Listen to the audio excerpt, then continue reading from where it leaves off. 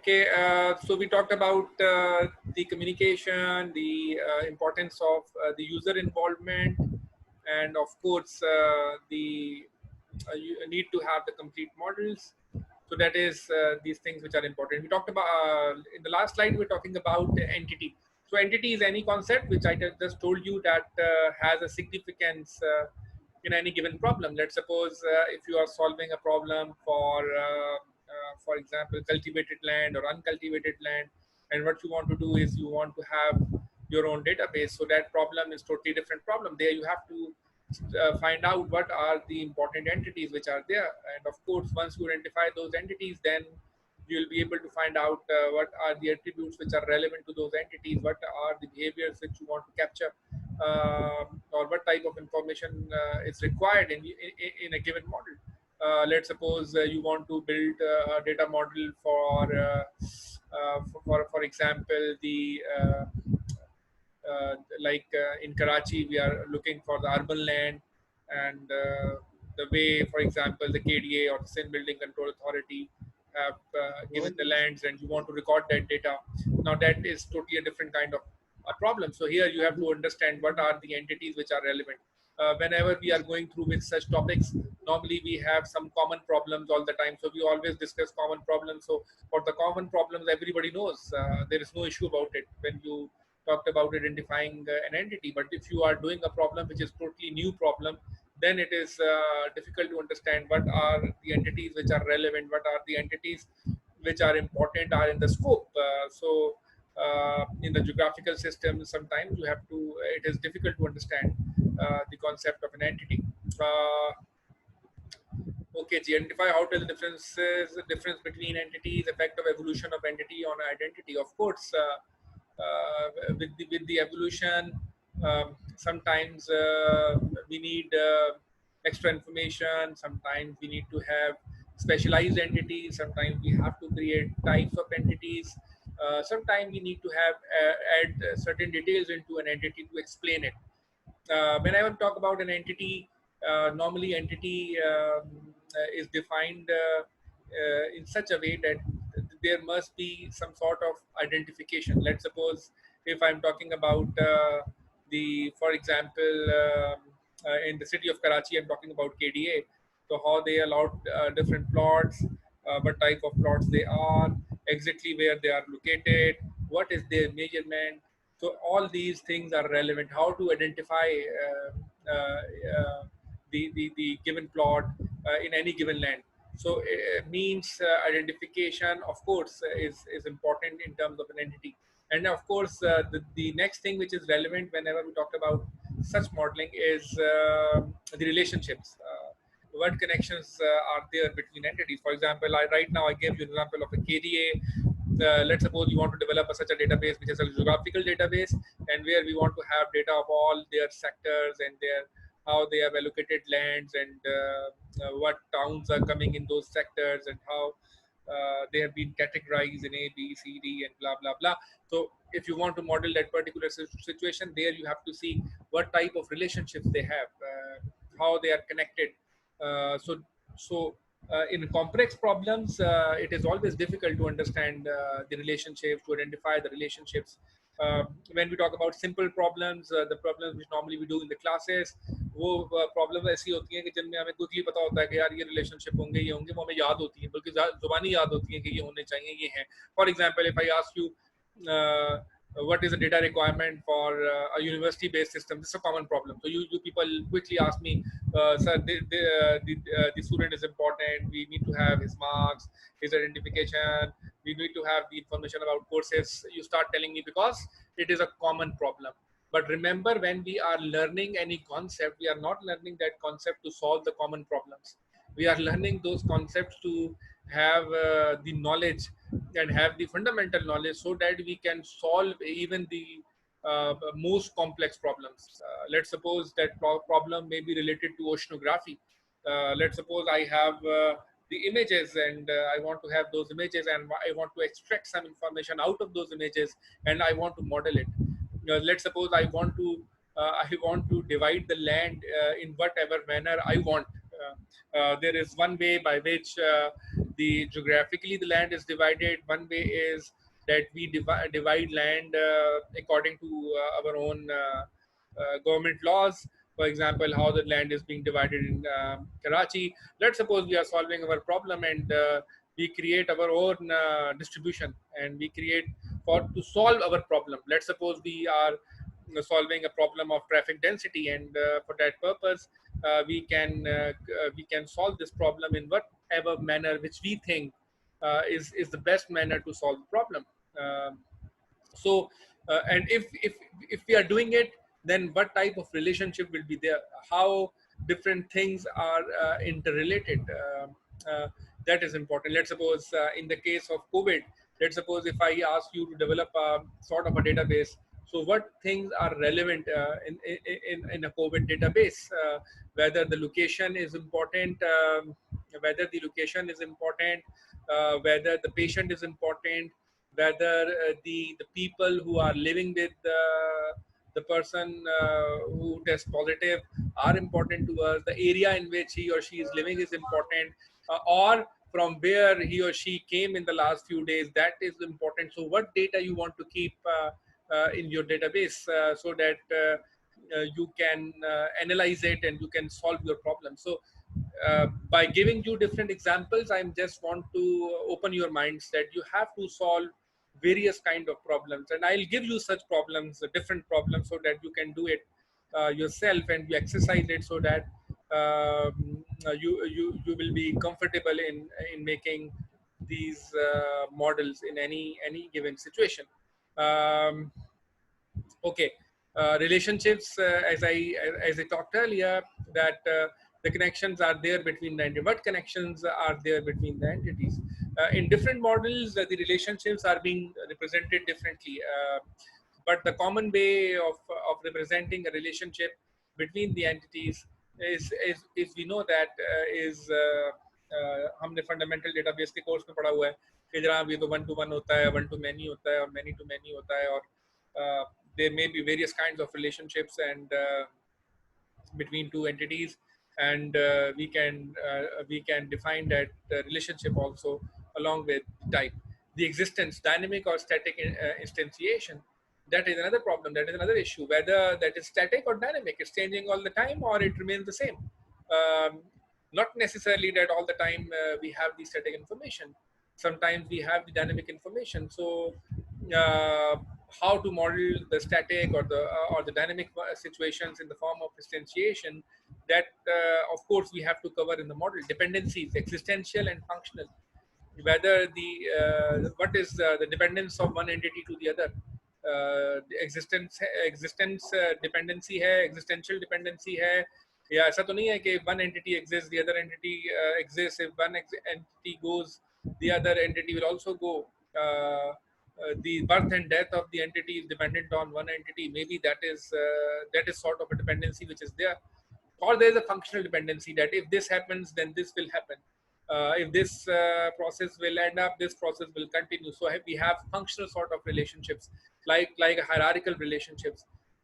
Then we have multiple views as well. What is whole of an entity? Can we circumscribe its set of attributes? So what entity itself as a whole? Entity itself as a whole is the representation of various concepts. So sometimes we have various multiple views of an entity. Let's suppose. Let's suppose very simple example that we have a student, but there are multiple views of the student, whether it is being described in the same entity, or we need separate entities for that purpose to be described. For example, one is his financial profile, his financial activities in the university, or whatever the related issues. One is maybe the academic progress. One is maybe the personal information. So there are multiple views of a given entity. So it is a question that whether we have to, there is a must to define an entity as a whole, or we may have multiple views and we can manage it in the model. So yes, models are flexible. Model used to allow us to have multiple views, and we can handle it in any given problem. Can we circumscribe its set of attributes? Yes. we can circumscribe its set of attributes, because otherwise will not be able to understand what entity is. So entity itself is being described in terms of attribute. Only difference here, entity, if you want to differentiate entity with a class, the only difference is that whenever we say a class is a concept which is in the object oriented model. Even the data, if we have object oriented database, we can create class as well. The only difference is that in class there is a concept of capturing the behavioral aspects. So in a class we can capture, we may capture the behavioral aspects, and of course all those aspects are being represented in terms of the methods which are being defined in the given object. And obviously, but when we talk about an entity, entities in the entity relationship model, entity refers to a concept where we do not capture actually the behavioral aspects. If there are any, we try to capture it in the form of the attributes. So what we do is we define those attributes, and if we have certain constraints or certain behaviors which we want to implement, we normally we do it with at the application level, when we are talking about relational database model.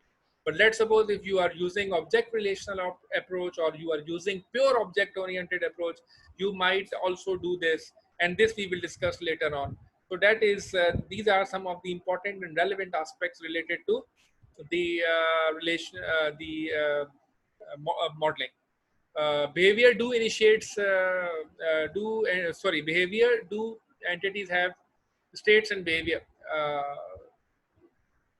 So do entities have state and behavior? Yes. entities जो है ना, in terms of अगर हम general concept में बात करें, हाँ, they have a state. What is a state? State is the representation of all those attribute values. Let's suppose uh, if I ask you that whether the vehicle you are carrying out, whether what is the status of your excise duty or tax. So if what is the value which is being recorded over there? So when you did this, and for how long it is valid? So that is the state in which you are. That represents a given state. That state varies with the passage of time. And when we talk about behavior, behavior means the various you can say things which cannot be represented only in terms of attribute. For example, uh, time itself is sort of a behavior. We want to represent it, that ये किस time में belong करता है, ये पहले से belong करता है, या इस जो मेरा इंटरवल है इसमें बिलोंग करता है, इसके बाद बिलोंग करता है, इससे पहले क्या था, इससे बाद क्या था. अगर मैं ये सारी चीजें रिप्रेजेंट करने लगूं, तो इट मीन्स कि मैं अब इसके बिहेवियरल एस्पेक्ट में जा रहा हूँ. तो एंटिटीज डेफिनेटली उनके अंदर स्टेट भी हो सकती हैं, बिहेवियर भी हो सकती हैं, लेकिन रिप्रेजेंटेशन क्या मुझे अलाउ करता है, क्या रिप्रेजेंटेशन मुझे अलाउ करता है कि मैं इसमें से क्या क्या चीजें कर सकता हूँ. अब टाइम पे आ जाएंगे. Do entities change? Yes, they always change. Not all the time the entities are fixed. Entities do change.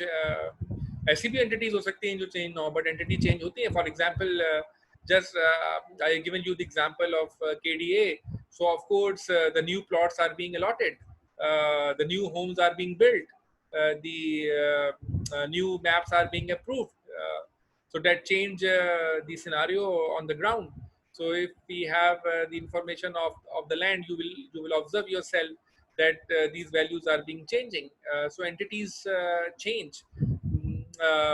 Or, in related to the change, there is also a concept of just come and go. Yes, it is also possible that one entity is there now. Let's suppose I'm teaching you this class, so there are let's suppose there are 20 students which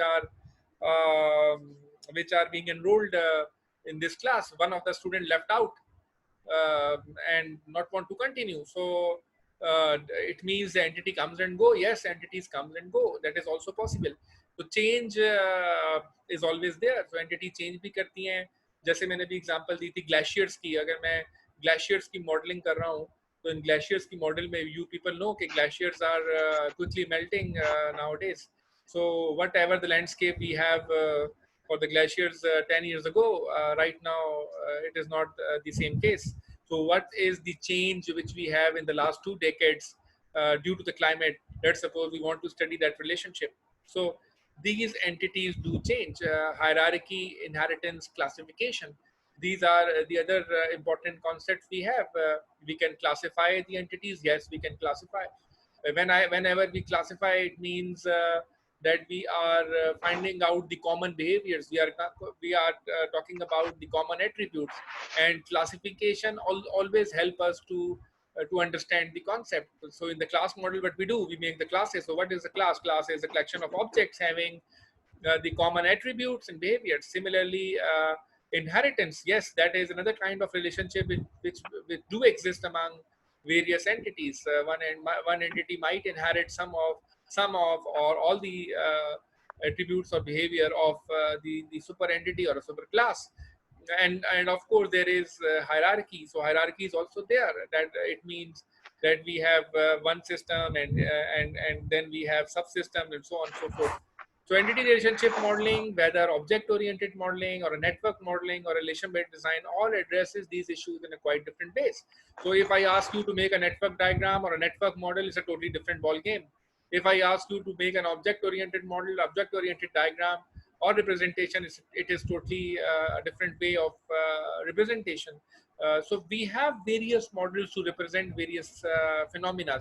So there is no fixed criteria for representing such concept. But remember that whenever you are building relationships, whenever you are building your application using relational database model or even object relational database model, you have it is the best thing is that you must use the enhanced entity relationship model rather than the other model. But if you are going with a pure object oriented database model, then I'll always ask you to go for the object oriented modeling approach than the entity relationship model.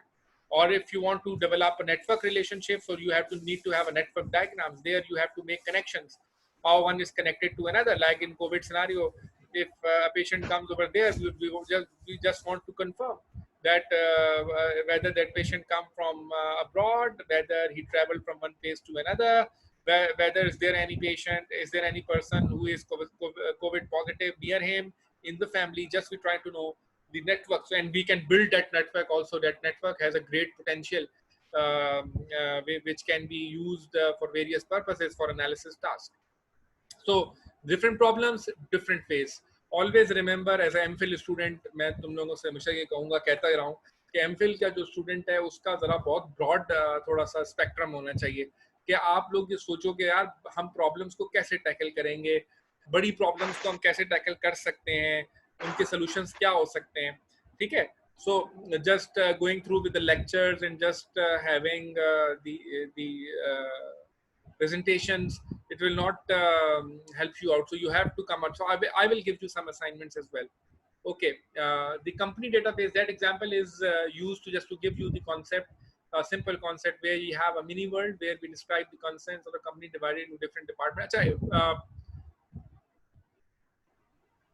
Okay, so in the company database, that's a simple example so that you can comprehend the concept. In the company problem, there is a concept about project, there is a concept about the department, there is a concept about an employee, there is a concept about dependent, and we can see that how we can have represent the various attributes with all those entities and what type of relationships they have. So that mini world, whenever we say a mini world, it means the given problem in between the given scope. That is called your mini world. And in the 4 boxes, you can see that is the representation of the company and their entities. I don't want to repeat it over here. Move forward. That is the various representation we want to have in our system. The project has a manager, an employee, project is ID, blah, blah, blah, is responsible for the project. Employee belongs to a single department. Employees, what is this? These are all requirements which we have to capture in the model. So here you can see that you will find various attributes, you will find various relationships, and you will also find various entities which are being represented in these requirements. So what is the task? The task is that you want to represent all those concepts in one model. So here you can see that there are something which are related to an employee, Some employees are also project manager. Once a manager is assigned to a project, the manager will manage the project until it's completed, or other temporal wise complete, terminated, blah blah blah. So all of these are what? These are the given requirements we have. And right now, these are summarized so that you can just remind your knowledge about the model itself, and then we can see that how that model can be built. Keeping that information, whatever you have heard about various entities which are involved in this company model, you can see the diagram. If you see this diagram here, you will find out various entities. Like you can see employee, and you can see that employee has various relationships. The employee has a relationship with the salary period, with the department, with the project itself, and you can see that all those attributes are also defined related to those various entities. And for instance, here the department profit is represented related with the period we have, and the period is represented with the start date and end date. Similarly, for work, we have the start date and end date, and similarly with the salary, we have the start date and end date. And you can see yourself that there are various kinds of relationship. Employee can belongs to the department, works for the project. Project is responsibility of the department.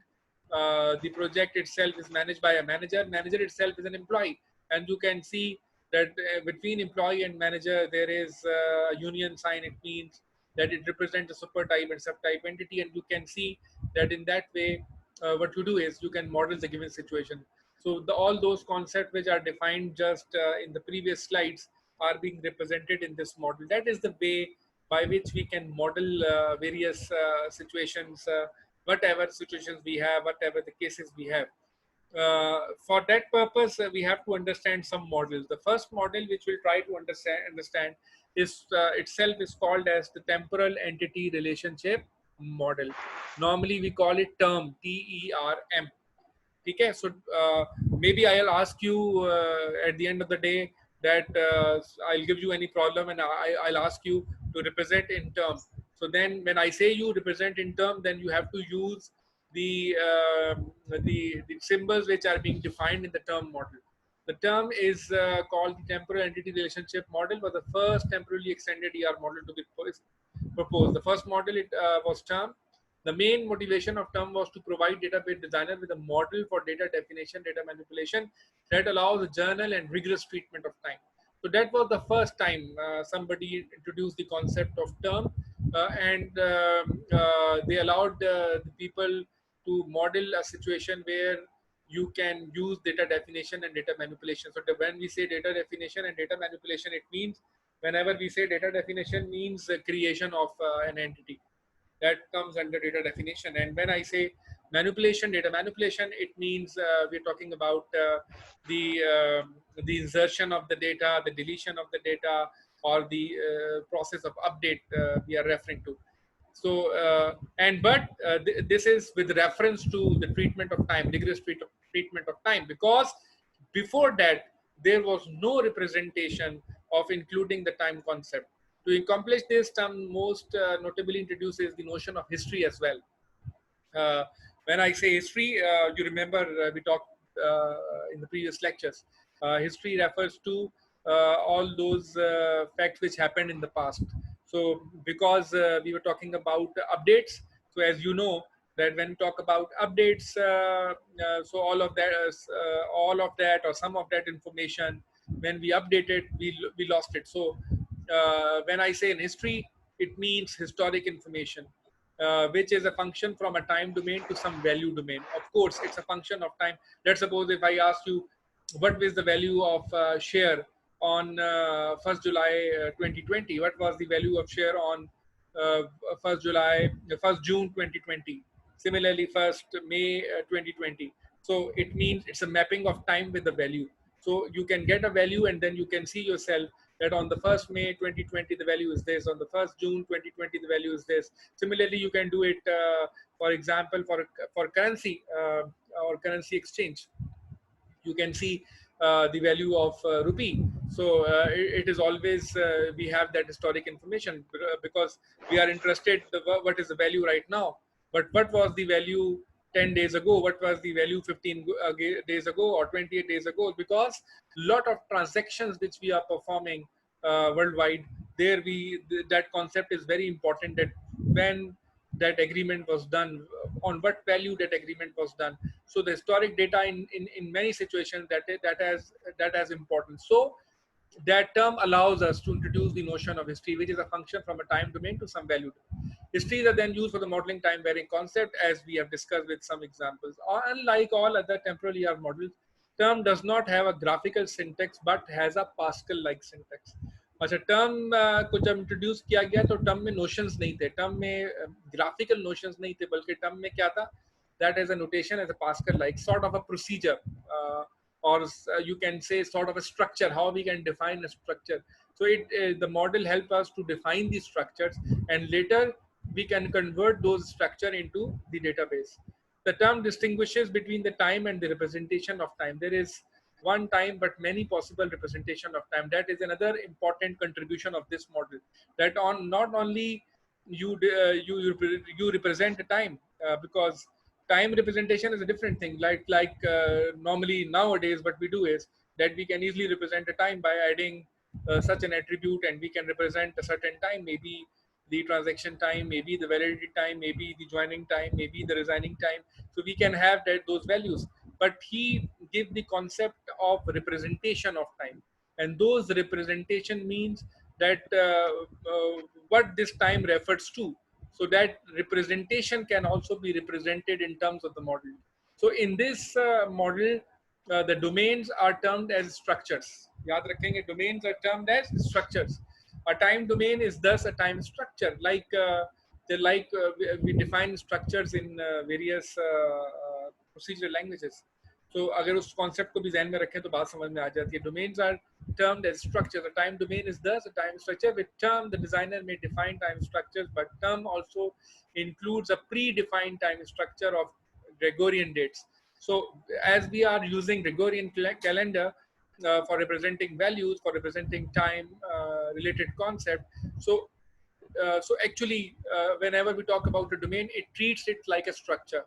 So these dates are equipped with a variety of predicates, term structure relations, and then what they did is he introduced the concept of predicates, which are attached to the term structure. And whenever a predicate is attached, it means a certain relation which we have among those objects. For example we talk, अगर आपने concept leap year का जैसे ये कह रहा है introduce कर दिया कि ये लीप है या नहीं है, तो ये क्या है, एक प्रीडिकेट है. अब इसके साथ उसने क्या किया, स्ट्रक्चर दे दिया, तो उससे ये पता चलेगा ये लीप है या नहीं है, या ये कॉन्सेप्ट बिफोर डेट है या नहीं है, या ये आफ्टर डेट है या नहीं है, या बिटवीन डेट है या नहीं है, ठीक है, या वीक डेट है या नहीं है. So all of these are represented in terms of predicates. Whenever we have predicates, always remember there are relations, there are arguments which are attached to it, there are relations which are attached to it. So that is the other thing which we have. Then we have a figure. Right now I'll show you in the next slide. Show the illustrates the two value structures, one for employee name and one for generic identifier. It also provides a partial time structure term date with one relation. You can see yourself that here we have a structure named fact array 1 to 20 of values, where it's the stid itself is an integer, and here the function itself is described in terms of date, which is a boolean, and the boolean value, and then there is a sort of a structure. You can see yourself that we have to record a date, and date is defined in terms of the Gregorian calendar, where number of days have been calculated. If month is greater equal to 2 and month is less than equal to 12, or day is equal to 1 and day less than equal to 30, or this and that, all those conditions are being represented to represent a date. So the month, year, and date is represented. That is the structure we have. That structure is defined, and that can be later used for any predicates. I'm sorry, I'm running out of time over here. So we have to end up this session over here, and